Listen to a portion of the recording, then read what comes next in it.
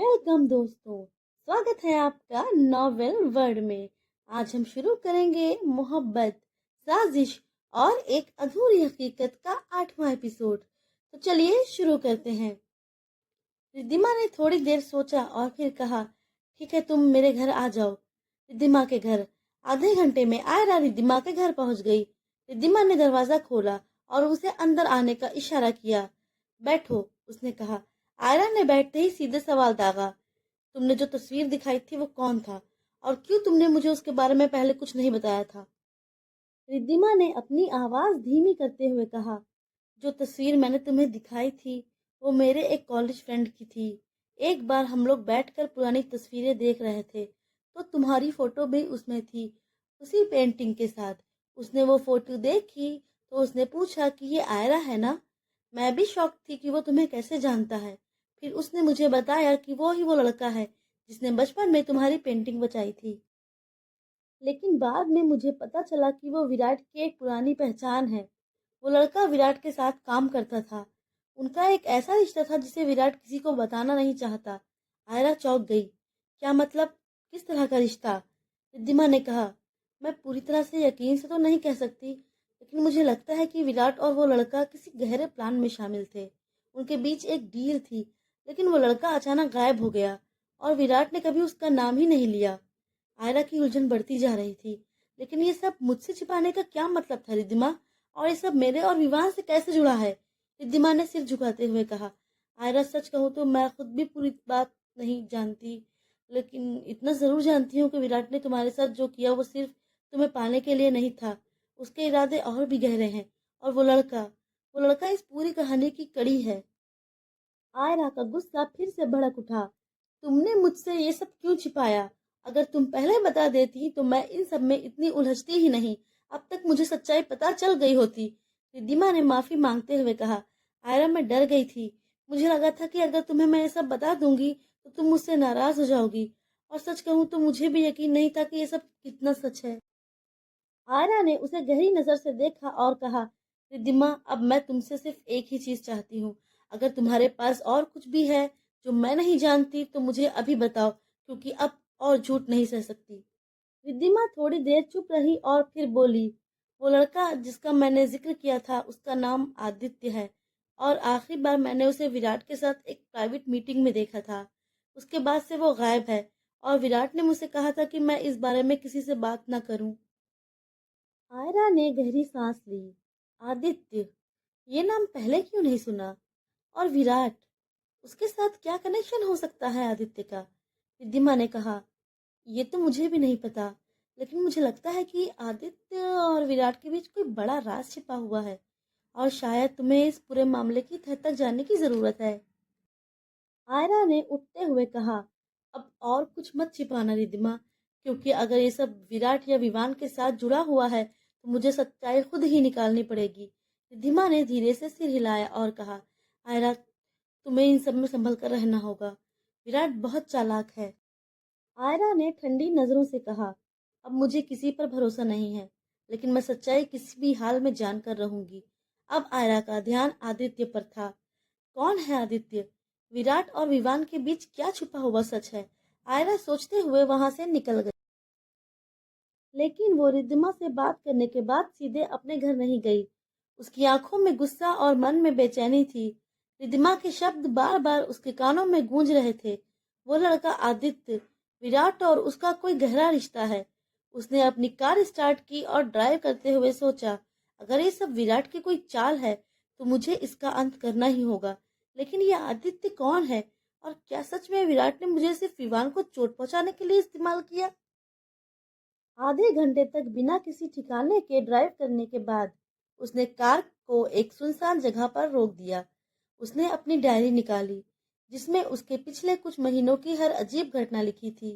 Diary का पन्ना, विराट का अचानक मेरी जिंदगी में आना, वो तस्वीर जो रिद्धिमा ने दिखाई थी, विवान का बार बार कहना कि विराट पर भरोसा मत करो, शीला आंटी का इशारा, और अब रिद्धिमा का यह कहना कि आदित्य गायब हो गया।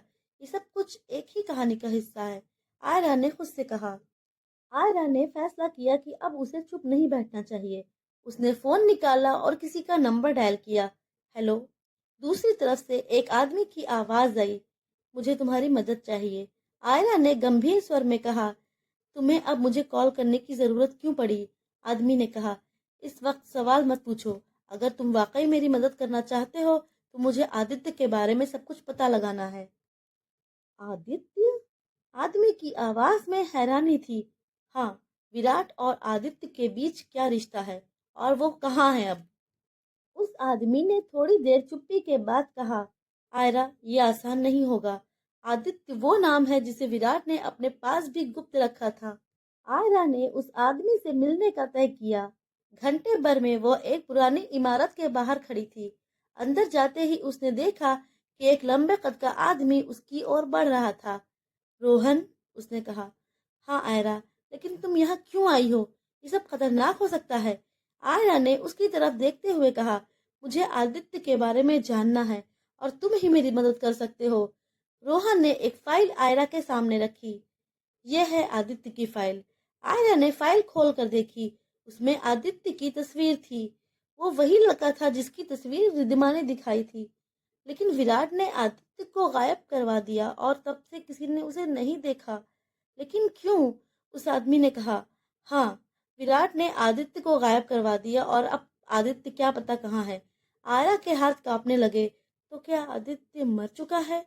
रोहन ने सिर हिलाते हुए कहा, इसका कोई सबूत नहीं है, लेकिन इतना जरूर है कि विराट ने उसे गायब करवाया और मुझे लगता है कि वो अब भी जिंदा है।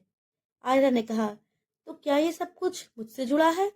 रोहन ने गहरी सांस लेते हुए कहा, आयरा, अगर तुम सच में सच्चाई जानना चाहती हो तो तुम्हें एक बार विराट का सामना करना होगा। आयरा ने तय किया कि अब वो विराट से सीधे सवाल करेगी। लेकिन सवाल ये था कि क्या वो इसके लिए तैयार थी? क्या आदित्य सच में जिंदा है? विराट का असली प्लान क्या है? और आयरा को इस सब में कितनी कीमत चुकानी पड़ेगी? आयरा ने ये सारी बातें अपनी डायरी में नोट की और वहां से चली गई। इधर रात के सन्नाटे में विवान अपने कमरे में बेचैनी से इधर उधर टहल रहा था।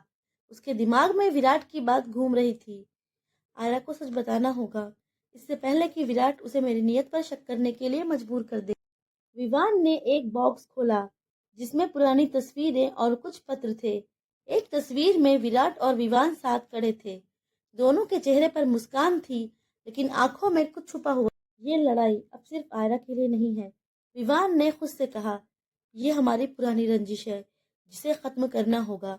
विराट ने हमेशा मुझे नीचा दिखाने की कोशिश की है, जबकि मैंने हमेशा उसके लिए अच्छा सोचा, क्योंकि आखिरकार वो तो मेरा भाई है। लेकिन इस बार मैं उसे जीतने नहीं दूंगा।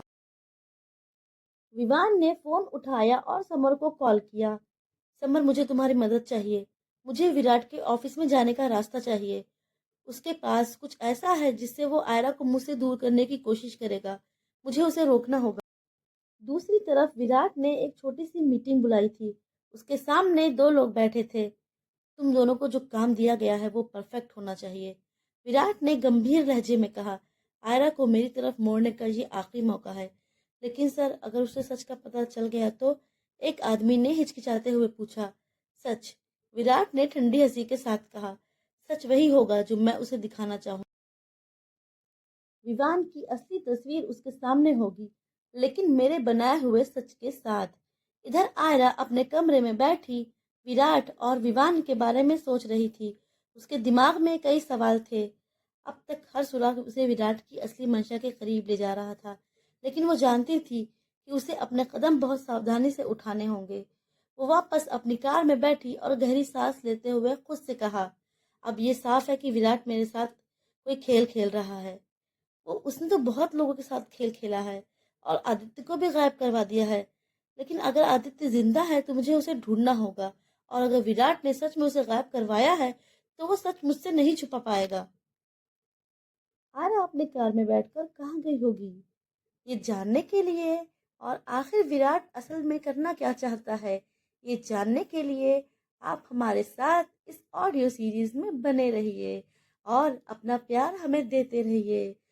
वीडियो को लाइक कीजिए, कमेंट कीजिए, शेयर कीजिए और हमें ये बताना ना भूलिए कि आपको ये ऑडियो सीरीज कैसी लगी।